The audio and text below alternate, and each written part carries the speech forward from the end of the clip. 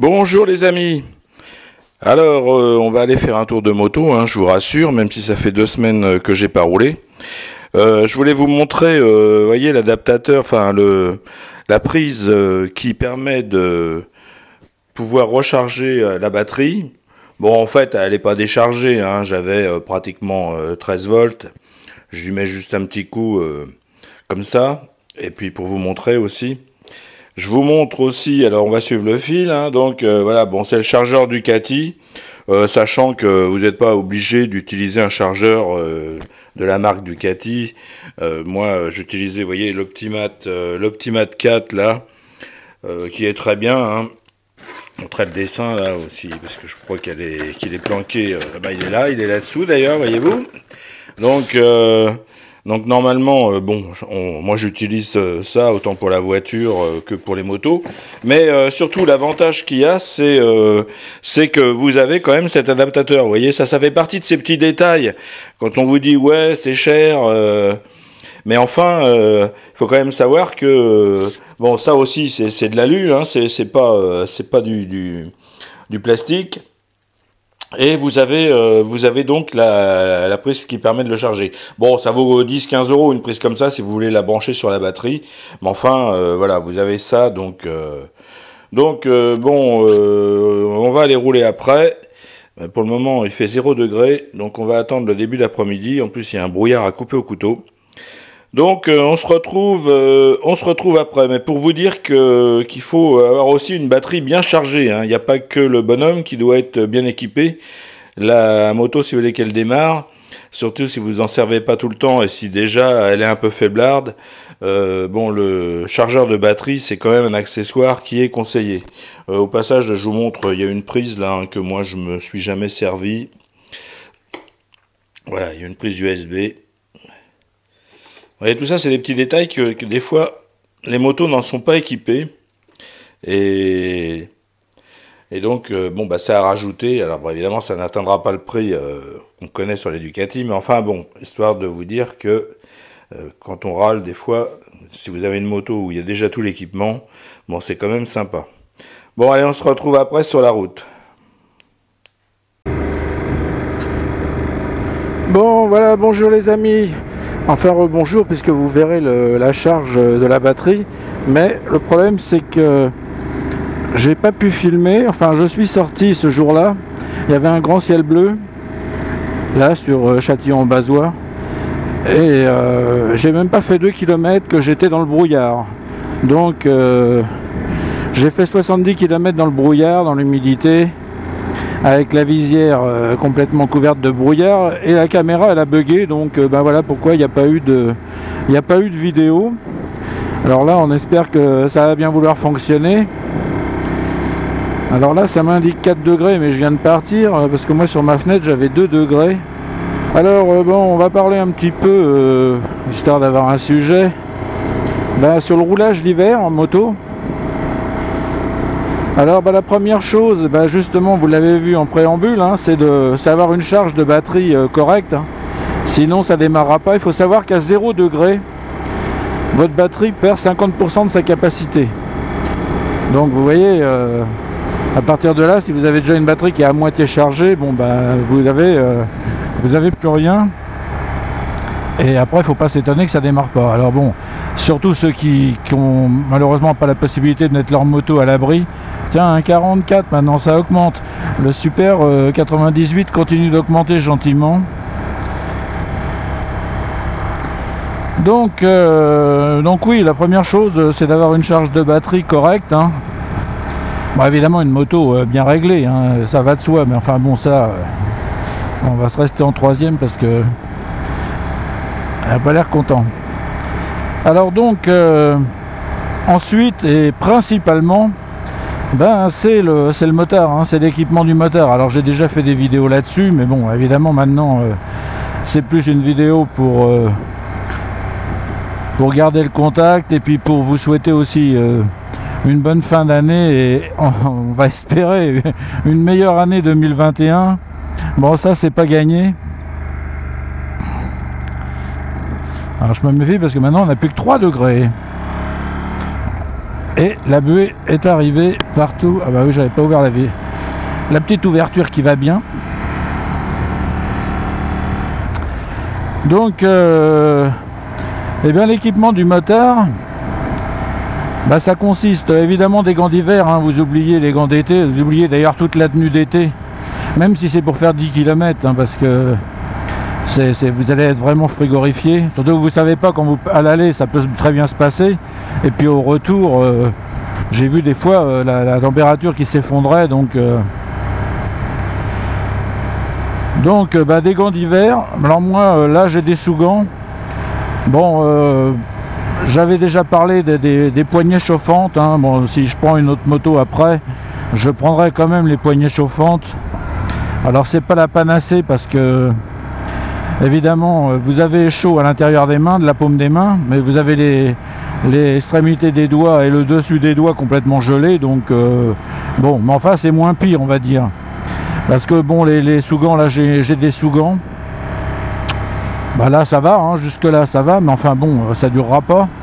Et si vous devez faire bah, plus que 100 km, vous aurez les mains gelées. Là, on est dans des bonnes conditions de visibilité, hein, et donc il fait juste froid. Vous voyez, ça y est, on est arrivé à 2 degrés. Alors méfiez-vous hein, de vous dire, bon ça y est, au bout de 10 km, les pneus sont chauds. Les pneus sont chauds, mais vous êtes sur un sol gelé là. Hein. Vous voyez, si je vous dis qu'il y a 2 degrés, la température au sol, c'est peut-être qu'un seul degré, donc le pneu, ouais, il va lui falloir 30 ou 40 km pour chauffer. Hein. C'est pas, il sera peut-être un peu chaud, mais bon, ça n'aura pas l'adhérence que vous pourriez avoir en temps normal. Donc vous avez intérêt à vous méfier. Donc je disais, on prend des gants d'hiver, des sous-gants si vous n'allez pas très loin. Et alors, bon, ce que j'ai jamais conseillé, mais simplement parce que moi je les ai jamais utilisés, donc j'ai pas d'expérience, vous prenez des gants chauffants. Donc les gants chauffants, bon, évidemment comme leur nom l'indique, hein, ils chauffent normalement toute la main. Alors il y a plusieurs qualités, vous avez quand même intérêt à regarder les avis là-dessus. Je vous dis, moi comme j'ai pas d'avis, mais bon, on est certain que ça chauffe. Et donc oui, je préfère des gants, moi, comme ça avec des sous-gants, parce que je sens mieux les commandes. Alors c'est une question d'habitude, hein, parce que même quand vous prenez des gants d'hiver au début, vous avez quand même des difficultés, les gants sont quand même épais, donc mais je vous conseille donc quand même les gants d'hiver. Et bon, si vous pouvez prendre les poignées chauffantes, bon, c'est un plus. Alors ça concerne les membres, ce qui est très très important. Hein. Bon, évidemment, je passe sur les bottes. Évidemment qu'il faut des bottes. J'ai des chaussettes là qui montent jusqu'à mes genoux, des chaussettes quand même assez épaisses. J'ai mon pantalon qui est tissu, hein, tissu mais avec une doublure. Franchement, je sens pas le froid hein, du tout. Hein. Donc ça m'a jamais gêné. Mais c'est pas la partie la plus importante, même si c'est désagréable d'avoir froid aux membres et surtout aux mains, hein, parce que les jambes c'est bon, un peu moins hein, quand même gênant. Mais par contre, la partie capitale de votre corps, c'est le torse. Et là, par contre, bah oui, c'est là qui est votre cœur, hein, n'est-ce pas, normalement, pour toute personne normalement constituée. Et là, c'est lui qui gère et qui distribue le sang un peu partout et qui contrôle aussi la température. Donc si vous voulez pas vous retrouver complètement paralysé, il vous faut une tenue d'hiver adéquate. Alors moi j'utilise une veste 3/4, ce que je conseille, hein, parce que le blouson d'hiver, bah, j'en ai un, hein, mais bon, il protège pas aussi efficacement. Bon, avant, ces vestes 3/4, on appelait ça des barbours. Bon, c'était des motards purs et durs qui roulaient par tous les temps. Mais ça reste quand même un bon investissement. Vous pouvez avoir votre blouson d'été et puis avoir ce genre de veste 3/4. Avec doublure, hein, d'ailleurs, hein, qu'on peut enlever ou mettre. D'ailleurs, ce qu'il y a qui fait que ça fait toutes les saisons pratiquement. L'avantage aussi, c'est qu'il y a des multiples poches. Bon, ça permet d'y mettre bah, tout un tas de trucs hein, que vous avez sur vous. Alors ça se maintient à 2 degrés. Bon, alors le secret c'est que là plus vous allez vite, plus vous avez froid, hein. C'est simple hein, à comprendre. Donc au-dessous de la veste 3/4 ou simplement du blouson d'hiver, bon, il vous faut un équipement. Donc déjà au niveau des sous-vêtements, moi je vous conseille du thermolactyle, ou je sais que certains m'ont dit qu'ils avaient aussi chez Decathlon des vêtements pour le ski, des sous-vêtements pour le ski, donc qui protègent du froid. Donc bon, moi je suis resté le vieux avec mes thermolactyles. Mais bon, tout sous-vêtement de froid, alors méfiez-vous, hein, parce que chez Lidl par exemple, ils vendent des sous-vêtements pour le froid. Bon, c'est absolument inefficace, hein, je vous le dis, c'est pas cher, mais bon, vous en avez pour votre argent. Ça protège vraiment pas de grand chose. Après ben, j'ai un polaire qui monte jusqu'en haut du cou, ce qui fait qu'entre ça et le casque, il n'y a absolument pas d'air qui passe. Alors vous avez la cagoule aussi, qu'à une époque je prenais, bon maintenant j'ai un peu abandonné la cagoule. Mais sinon vous avez la cagoule qui permet aussi de vous protéger la tête pour ceux qui sont très frileux. Mais bon, si vous avez un casque là, bon, c'est un Shoei GT4R qui protège parfaitement bien, hein. Je sens pas du tout le froid, hein. Là, ça aussi c'est une des pièces maîtresses de notre organisme, le cerveau, hein. Donc c'est mieux de ne pas l'avoir engourdi. Alors voilà, ça c'était pour le côté équipement, hein. Bon, il n'y a pas besoin d'être d'une intelligence rare pour avoir compris qu'il faut se protéger. Mais bon, souvent c'est par souci d'économie, hein, parce que bon, le motard il achète déjà sa moto dont il rêve. Et bien sûr l'été généralement, hein, parce que l'hiver le marché de la moto il est quand même assez restreint. Et puis arrive l'hiver, et la première sortie qu'il essaie de faire dans des conditions climatiques défavorables, dirons-nous, bon, il s'aperçoit que ça va pas du tout, il commence à être écœuré, et puis voilà, il y en a même d'ailleurs, ils font une année, puis bon, ils arrêtent complètement la moto. Bon, voilà, j'ai 1 degré maintenant, vous voyez, donc pour vous dire, oula, bah dis donc, celui-là, il m'a fait peur. Donc oui, voilà, bon, tous les anciens motards, bon, bah l'ont compris, hein, alors il y a ceux qui ne roulent pas l'hiver, hein, qui laissent la moto au repos pendant presque 6 mois, bon, du coup ils payent moins d'assurance, etc. Bon, c'est un choix, hein. Moi, vous voyez, ça fait 2 semaines que je tourne en rond là. Alors évidemment je suis en retraite, alors c'est facile d'avoir envie de s'occuper, hein. Alors au bout d'un moment, bon, la lecture, internet, enfin tous les loisirs d'intérieur, bon, et puis surtout de voir ma moto qui est dans le garage et pas pouvoir m'en servir. Bon, bah c'est vrai que moi ça me mettait un peu les boules, comme on dit. Alors je vais revenir sur les nouveautés, parce qu'il y avait une nouveauté dont j'avais pas parlé quand j'ai fait la dernière vidéo, hein, qui remonte déjà un certain temps maintenant. C'était la Yamaha Tracer 9 et Tracer 9 GT. Parce que la vidéo, moi quand j'ai édité la vidéo, je crois que le soir sur Motostation et autres, il y avait la présentation de cette moto. Je pense que ça sera un carton parce que déjà la MT-09 c'est bien vendu, la Tracer 900 c'est bien vendu, et celle-là elle devrait bien se vendre. Bon, il y a le modèle Tracer 9 à 11 500 €. Alors au niveau de la finition, bon, ça reste autre chose, hein, c'est ce que j'ai déjà dit quand certains disent ouais mais Ducati c'est vachement cher. Bon, c'est cher, hein, de toute façon on va pas se mentir, mais la qualité des matériaux, bon, elle est présente. Alors est-ce que ça vaut ce prix là? La réponse est non, en sachant que derrière Ducati il y a Audi et il faut satisfaire les actionnaires avec des marges conséquentes.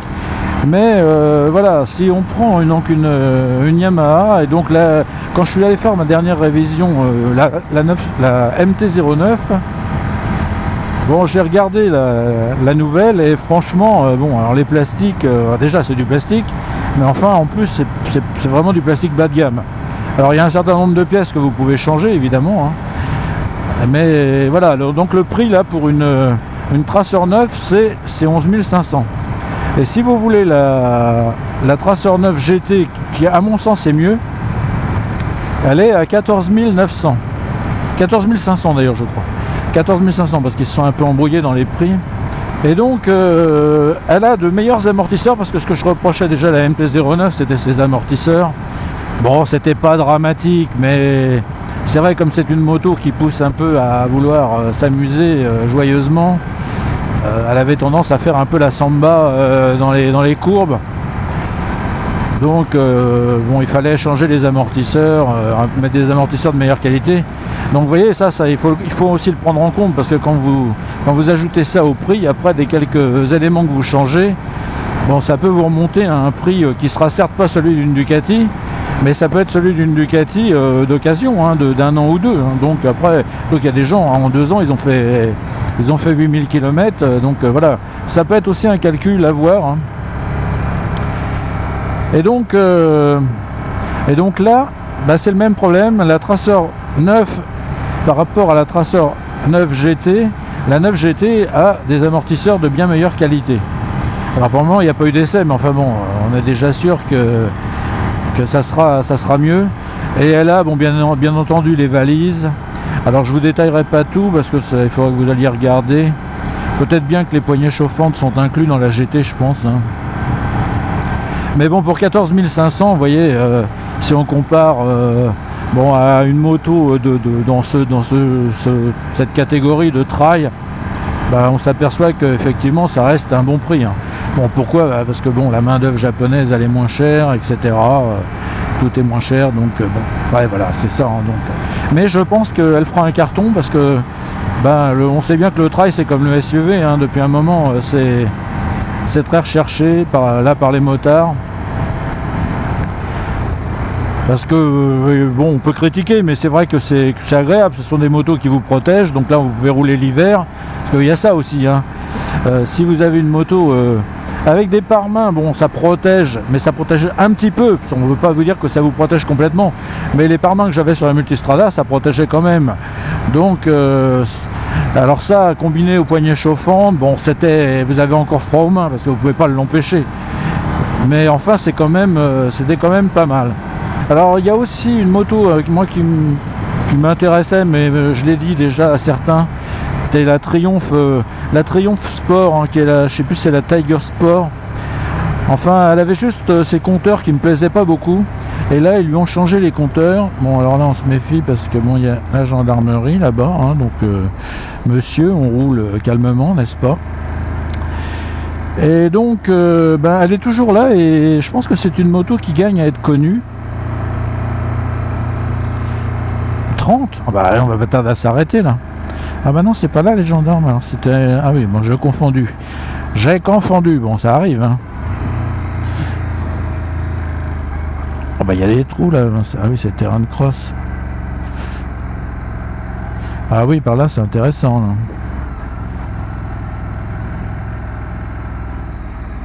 Vous voyez la route là, regardez ça. Alors vous voyez, quand c'est de l'autre côté, et ça, vous rencontrez ça ben, par moment. Alors je vais vous laisser sur ces dernières images. Ce que je vais faire, c'est faire une autre vidéo là à la suite, mais que vous verrez donc un peu plus tard, parce que comme ben, on va avoir encore de la flotte pendant un bon moment, ça me permettra de pouvoir quand même vous faire une vidéo sur un autre thème.